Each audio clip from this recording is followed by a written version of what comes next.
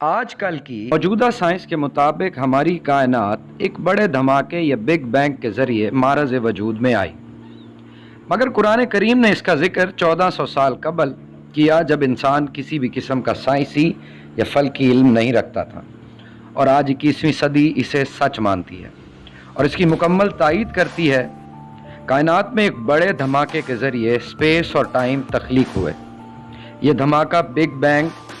تقریباً 15 کھرب سال پہلے وقوع پذیر ہوا اور ایک واحد نقطے کے ذریعے دھماکے سے پوری کائنات وجود میں آئی، جبکہ اس دھماکے سے پہلے مادہ نامی کوئی بھی چیز وجود نہیں رکھتی تھی اور نہ ہی طاقت اور وقت کا کوئی وجود تھا۔ آج کی موجودہ سائنس کے مطابق یہ تینوں چیزیں تخلیق کی گئی ہیں۔ موجودہ دور کی اس عظیم و شان دریافت کو قرآن کریم کچھ یوں بیان کرتا ہے: یہ نہیں دیکھتے کہ سب آسمان اور زمین باہم ملے ہوئے تھے، یعنی ایک نقطے میں بند تھے، تو ہم نے ان کو پھاڑ کر جدا کر دیا۔ یہاں قرآن پاک کا نظریہ اور بگ بینگ کا نظریہ ایک دوسرے سے مطابقت رکھتے ہیں، لہٰذا 1400 سال قبل اس کی تخلیق کے بارے میں اگر کوئی بتا سکتا ہے تو وہ صرف اور صرف اس کے بنانے والا، یعنی صرف اللہ پاک کی ذات ہے۔ بگ بینگ کے دوسرے مرحلے کے بارے میں سائنس بیان کرتی ہے کہ بگ بینگ کے بعد اگلے 3 لاکھ سال تک کائنات میں ایٹمی ذرات کے بادل چھائے رہے،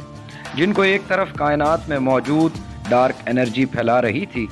وہی دوسری طرف موجود کشش ثقل یعنی گریویٹیشنل فورس اس میں ملا رہی تھی۔ اس کشمکش میں آخر کشش ثقل جیت گئی اور یوں کائنات میں بکھرے انہی ذرات کے ذریعے سارے ستارے اور کہکشائیں وجود میں آئیں، جبکہ قرآن کریم میں بگ بینگ کے اس دوسرے مرحلے کو یوں بیان کیا ہے: اور پھر ہم آسمان کی طرف متوجہ ہوئے اور اس وقت دھواں تھا، تو اس نے اس آسمان اور زمین کو حکم دیا کہ تم دونوں وجود میں آ جاؤ، چاہے خوشی سے یا چاہے زبردستی۔ تو انہوں نے کہا، ہم باخوشی حکم بجا لا کر وجود میں آتے ہیں۔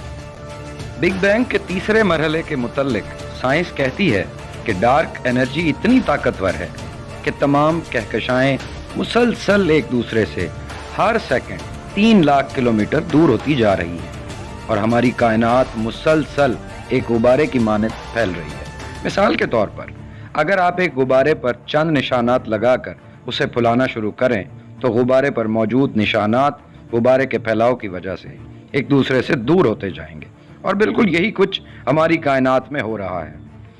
ایک وقت آئے گا کہ جب ایک حد کے بعد یہ غبارہ پھٹ جائے گا اور اس کائنات کا اختتام ہو جائے گا، کیونکہ اللہ پاک کی تخلیق کردہ ہر ایک چیز کو اپنے متعین وقت پر موت ضرور آنی ہے۔ اور پھر اس چیز کو آپ ایک مثال سے سمجھ سکتے ہیں کہ جس طرح ایٹمی دھماکہ یا بم دھماکے سے کوئی چیز پھٹتی ہے تو اس میں موجود اشیاء یا پارٹیکلز بہت تیز رفتاری سے چاروں طرف پھیل جاتے ہیں، اور چونکہ خلا میں ہر طرف خالی جگہ ہے، لہٰذا کائنات میں بگ بینگ کے دھماکے کے دھکے کی وجہ سے کہکشائیں روشنی کی رفتار سے ایک دوسرے سے دور ہوتی جا رہی ہیں۔ اس نظریہ کو جو چیز مزید تقویت دیتی ہے وہ حال ہی میں ہونے والی ایک تحقیق ہے،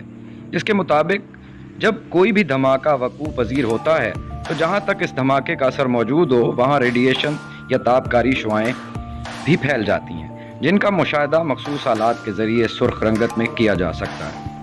لہٰذا کائنات میں ہونے والی اس عظیم دھماکے کے بعد کوئی ریڈیشنز یا تابکاری شعاعیں پوری کائنات میں موجود ہونی چاہیے، اور مشاہدہ کے بعد ایسا ہی ہوا۔ سائنسی تحقیق کے مطابق جگہ جگہ اس بگ بینگ دھماکے کے تابکاری اثرات واضح طور پر دیکھے جا سکتے ہیں، جو اس نظریے کو اٹل اور حقیقت بنانے کے لیے کافی ہیں۔ ان دریافتوں کے بعد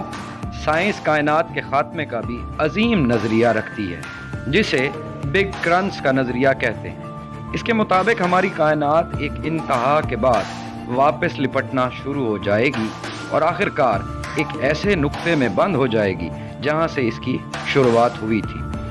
ہم بحیثیت مسلمان یہ جانتے ہیں کہ وہ بروز حشر یا قیامت کا روز ہوگا، جبکہ اس کا ذکر قرآن پاک میں اللہ پاک یوں فرماتے ہیں: اس دن ہم آسمان کو اس طرح لپیٹ دیں گے جیسے لکھے ہوئے کاغذ کو لپیٹ دیا جاتا ہے، پھر جس طرح ہم نے تخلیق کی ابتدا کی تھی اسی طرح ہم اس کو واپس کر دیں گے۔ कुरान करीम की इस आयत को आज साइंस बिग क्रंच थ्योरी या कायनात का इख्तिताम का मरहला करार देती है, जबकि कुरान पाक में ये हक़ाइक़ 1400 साल पहले बयान किए।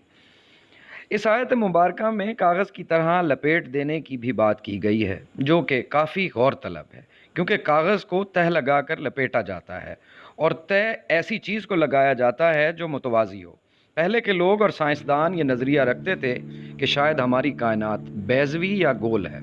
मगर 20वीं सदी की आइंस्टाइन की थ्योरी ऑफ रिलेटिविटी ने ये नज़रिया पेश किया कि हमारी कायनात मुतवाज़ी है और मलमल के कपड़े की मानद है, जिसमें कोई भी ऑब्जेक्ट रख दिया जाए तो उसके वज़न की बदौलत जितना ज़्यादा दबाव होगा, यानी कि कोई भी ऑब्जेक्ट मलमल के कपड़े में जितना डिप हो जाएगा, उसके मुतासरा हिस्सों तक उस ऑब्जेक्ट की ग्रेविटेशनल फोर्स मौजूद होगी। यानी इस ग्रेविटेशनल फोर्स के एरिया में जो भी चीज़ आएगी वो ऑब्जेक्ट के गिर्द घूमना शुरू कर देगी। मिसाल के तौर पर हमारी ज़मीन अपने वज़न मैस की वजह से खला में जितना ज़्यादा डिप है, उसके असरात चाँद तक मौजूद है। लिहाजा यही वजह है कि चाँद हमारी ज़मीन के गिर्द उसकी ग्रेविटेशनल फोर्स की वजह से घूमने पर मजबूर है। बिल्कुल इसी तरह सूरज की खला में डिप होने की उसकी ग्रेविटेशनल फोर्स प्लूटो सियारे तक मौजूद है, जो इतने फासले तक भी सूरज की कशिश शक्ल में आता है और उसके गिर्द घूम रहा है, जबकि हालिया तहकीक के मुताबिक प्लूटो सूरज के मदार से बाहर जा चुका है और कायनात में आज़ाद घूम रहा है। कायनात की तख्लीक और ख़ात्मे के जो नज़रिए आज की तरक्की याफ्ता साइंस पेश करती है, वो रब कायनात ने 1400 साल कबल वाज़े तौर पर बयान कर दिए, मगर फिर भी ये लोग इससे कुछ सबक नहीं लेते